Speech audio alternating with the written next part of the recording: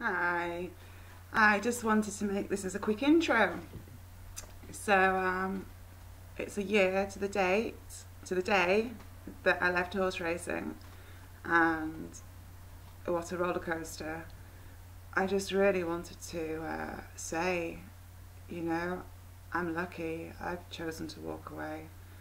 I have a friend who got killed in a horse race. Um, I've known a lot of horses break over the years in races, um, and that's horrific enough on its own. When you add the fact that that's the price which people pay in racing, you know, our lives are literally on the line, especially the jockeys. It's a really harsh world. It's a really, really harsh world, and certainly people should have like awareness. I know there's a lot of like groups out there which do just think about the horses. I think that the people get overlooked which are in horse racing, and just the levels of exploitation which go on. Most people in racing work every other weekend, and so that's like a 13-day stretch if you do, for a day off again. Actually, the stables where I worked, it was once every third weekend, but that was harsh enough. I mean, I won't go into all the ins and outs of it all, but you work long hours on low pay, you're really physically fit, but you have no energy because all your energy is taken up looking after the horses, and you're really tightly controlled psychologically because they have to kind of like break you into the system of work, but in a way which doesn't break you and make you leave. So it's subtle but overt at the same time. It's very hard to like really explain, and it would probably take me like making a video on its own. I really just wanted to say, you know, I'm saying it's been a tough year for me. It has been, but really I'm lucky. You know, I'm still alive. I'm not disabled. You know, haven't like lost my life like my friend did, and you know, his family. To this day, you can't ever get over the loss of a son or a brother, and it's just so cruel when it's to the racing industry. It's cruel. It's a hard world. I can't like emphasize enough what a harsh world it is on the people and on the horses. It's a harsh world, you know, it really is. And so yeah, that's all I really want to say. I just really wanted to mention Tom, and kind of like make this in memory to him. So, alright, thanks for watching. Exactly a year to the day that I left the stables, that I left racing. So it's a really emotional day. I definitely am feeling a roller coaster of rage. Like, I could burst into tears right now. I literally could. But at the same time, I am really glad that I'm out of horse racing. I've seen some stuff on footage I'd filmed which I didn't even notice at the time I was still working there, and I'm glad, because even though I'd obviously clicked that it's heavy mind control and satanic and all the rest, you don't really want to see literal, actual demons jumping around right next to you when you're with the horses, do you? When you're still working there. It's been a tough year because leaving racing was literally like having my umbilical cord chopped. I just felt I can't even sit here now and put words behind it all because I will burst into tears. And this time last year was it was probably the hardest day ever, you know. There was so much planning gone into it. I was so I'm really emotional. I'm one of those people that if you know that it's going to be the last time you ever do something, then I get quite like emotional. Not like I start crying or acting odd, but I mean in my heart I'll feel a lot more, you know. Well, I was crying this time last year, but not when there was anyone around me on my own with my horse. Leaving her, knowing that would be the last time that I'd ever leave her, and be in that circumstance where I was like looking after her and she was like my, thought of her as my horse. Oh, it nearly killed me. It was so hard. So hard. It was so hard. And then after I could sit here and go on about the last year for hours. There's no words which can there's no words which can do justice to how hard it's been, and I've been through a lot in my life. I've been through a lot of difficult times, and I'm just thinking before I say this, I definitely think this year's been the hardest year. I've had some dark times, I've had some difficult years, but none like this one before. So now I'm like a year down the line. I know I don't want to go to uni. I don't want to do that because it's like such a flawed system. Everything's so corrupt. I'm like, what on earth am I going to do? I feel cut off without any horses. But the horse world's a harsh world full of so much corruption. I mean, I don't necessarily mean that like people might think with, I don't mean like race fixing or anything like that. It's just a hard world, and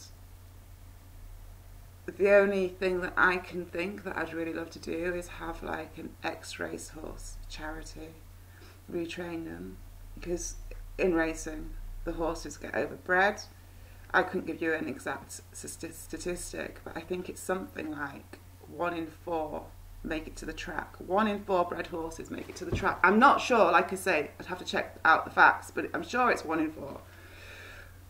It could be 1/3 of all bred horses make it to the track. And of those, maybe half, maybe 1/3 that are actually going to be any good. I mean, in America, they lose 25 horses a week. 25 horses a week break down on the track. In America, they run them doped up to the eyeballs. I mean, I don't want to sit here and blow the trumpet for British racing. Oh, did you see that? I do not want to sit here and blow the trumpet for British racing in any way, shape or form. Because I don't, obviously I'm not going to do that. Compared to American racing, it makes British racing look like saintly in comparison, and that's a shocker, because you wouldn't think that could ever happen, and it shouldn't be like that. It shouldn't be able to happen, but it is just that bad in America for them running these horses doped up to the eyeballs, and with electric shockers. The flat jockeys have electric shockers on them. It's just so sick. So yeah, I'm thinking now, what on earth am I going to do with myself, Obviously can't fall back into working in horse racing.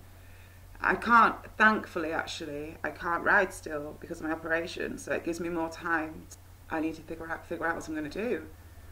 I mean, how on earth does somebody make this little racehorse charity work? And also, it's a difficult one. There's a fine line between helping the racehorse system thrive.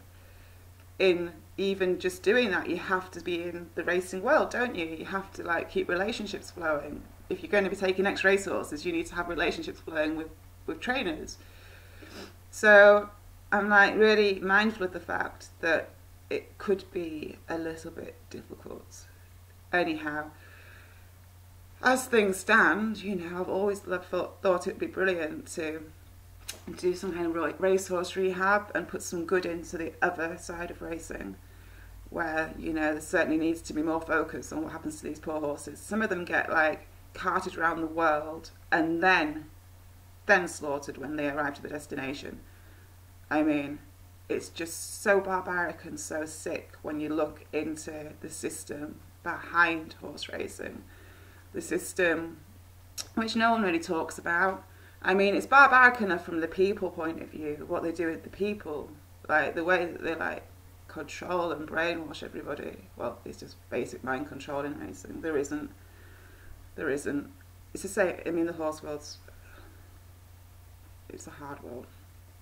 Anyhow, so I just thought I'd make this little video because it's a year to the day. A year to the day. What time are we on now? 11:45. This time last year I would have been just about to start riding my last lot. De Boytron I rode. Oh my God. Yeah, it's definitely an emotional day. Anyhow, thanks for watching and take care. I worked in horse racing for a long time. You know, I was 23 when I started working in it. I never saw anything corrupt happening whilst I worked there. It wasn't like that. I saw a lot of corruption with how they handled people, and it's a hard world on the horses. But where I worked, I didn't see corruption like that. It's just the longer that I worked there, the more I found it hard to calm down a system that ran off breaking people. Horses break in horse racing, and it's the gambling industry. I mean, how can we rationalise the gambling industry as not being satanic? So really, it was actually the fact that it's the gambling industry which horse racing is like feeding and feeding into and feeding off. That was my first wake-up call to, well, my first wake-up call was how the people get handled. But I didn't know about mind control and stuff back then. I was only 23. Like I always say, the mind control aspects were the last pieces of the puzzle for me. The most relevant pieces were the last pieces of the puzzle, the most obvious ones that could have saved me like so many years. In the horse racing world, they hook you. It's a double bind, you know, everyone's got a passion and a reason to be there. And that's what you get hooked in by, and that's what you get exploited by. Whatever your passion is, if you want to be a jockey, then they'll manipulate you via that, whether you're going to ever be one or not. Even if it means they have to chuck you the occasional ride to keep your interest hooked. Everyone's got like something with me. I love horses, and I'm very good with difficult horses. So that was the hook for me. And also, I'm a softie, and I can't stand like watching riders with bad hands.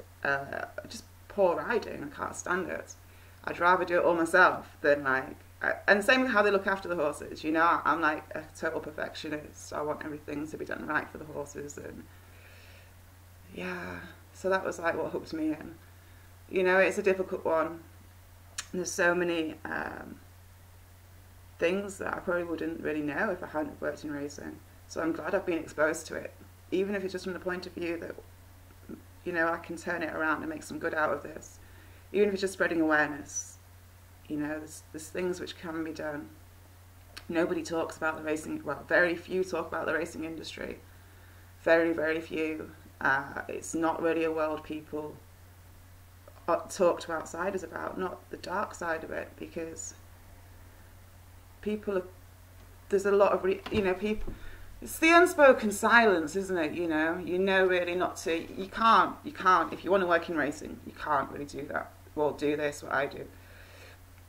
I'm not saying everyone that works in racing is bad, not from by a long shot. Most people that work in racing are victims of racing, you know, it's a very clever system. I always thought that I was quite switched on, and it's taken me years to like really realise and wakey Nina kind of thing. You can't let this carry on happening, you've got to walk away. It's easier for people to stay blinkered and not to take full awareness on what's going on, because you can't really carry on working in the system once you like really fully realise. Or you have to make a choice, I suppose. And walking away, it nearly broke me, like psychologically. And then I nearly got killed in a car accident, like 3 months later. So, yeah, it's a difficult one. Anyhow, today is probably not the best day for me even to try and talk about this, because I will start crying. I mean, seriously, like, what an emotional day. Yeah, it really is. All right, on that note, I definitely want to end this. I don't want it to be like really long or anything, and obviously I'm going to tag it onto the other one I just made. So thanks for watching, and for those of you who watch my channel regularly and have been like supporting me on my journey, like just being my friends and stuff, I really, and understanding, I really appreciate it. I speak out because I know that the things I'm speaking about, loads of us are going through in one form or another, and it's hard to speak out. It is hard, but we need to, if we can. I don't mean everyone should feel like they have to, but for me, it feels right to do this, so I do as much as I can. And yeah, I obviously don't sit here and like share everything. I can't. If I could, I can't. It's just that simple. I share what I can, as and when I can, as and when it feels right to do so. Anyhow, yeah, all right then. Well, everyone take care, and we're going to go. Watch it. I'll probably be a day where I make loads of videos now after I've just said I can't really speak very easily, and I feel so sick and so choked up. It's like hard to put words behind it. Anyhow, I am going to go now. So take care. Bye.